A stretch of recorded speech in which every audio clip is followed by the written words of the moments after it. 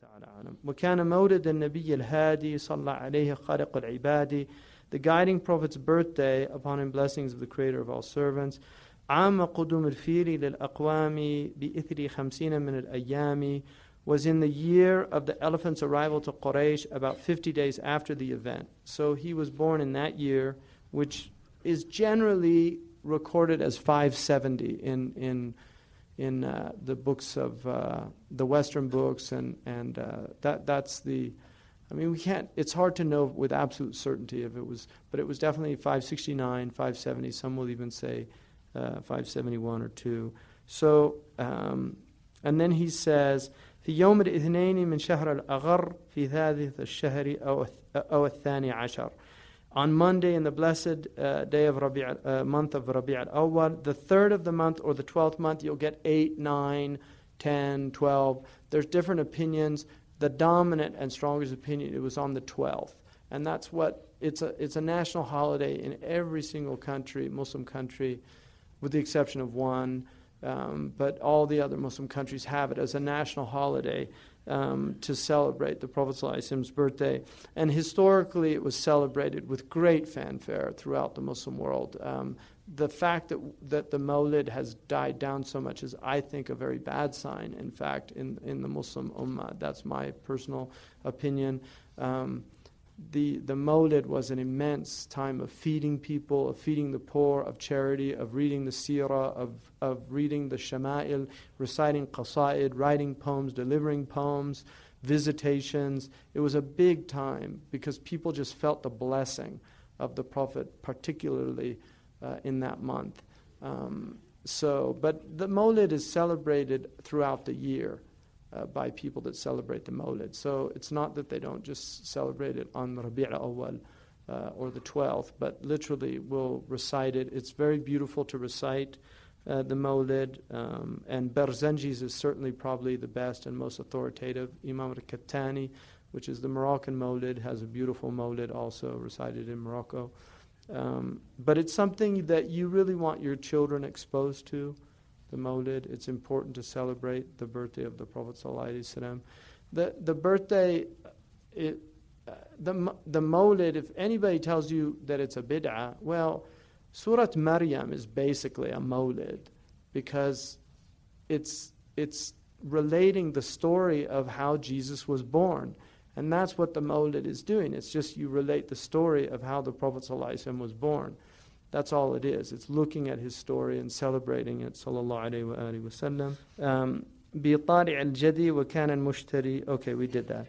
Any other question? Mm-hmm. What was the Sahaba's tradition in terms of celebrating the Prophet's birthday? Well, they celebrated his being every day and they didn't have any particular, no. There's no doubt that it was a later innovation in terms of doing it on the 12th of Rabi' al-Awwal. There's no doubt that is a bid'ah to do that. Now, depending on the school, bid'ah is not all bad. And that's the dominant school of the ulama, is that there are bid'ah hasana. Man sanna fil islami sunnatan hasana falahu ajruha wa ajru man amila biha. Whoever does a good sunnah in Islam, he has a reward for it. The Prophet also said, "Man ahdatha fi amrina hadha ma laysa minhu, fahuwa rad."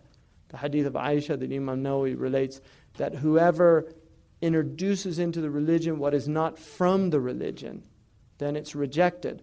So the Mawlid celebration of the Prophet's birthday, for instance, a man asked in the Sahih collection, a man asked the Prophet about fasting on Monday, and he said, "Fihi wuridtu." That's his answer. It's a good day. It's a blessed day. I was born on that day. We know that in the Sahih collection also that Abu Lahab, his punishment is actually lessened because he freed Thuwayba on the girl that brought him the news of the Prophet's birthday was freed. Abu Lahab was so happy that his brother had a son that he said, "You're free, anti hurra." So he freed the girl. And the Prophet said because of that, because of his being happy of the Prophet's birthday, which is why, don't say I don't celebrate the birthday. Because that could be kufr.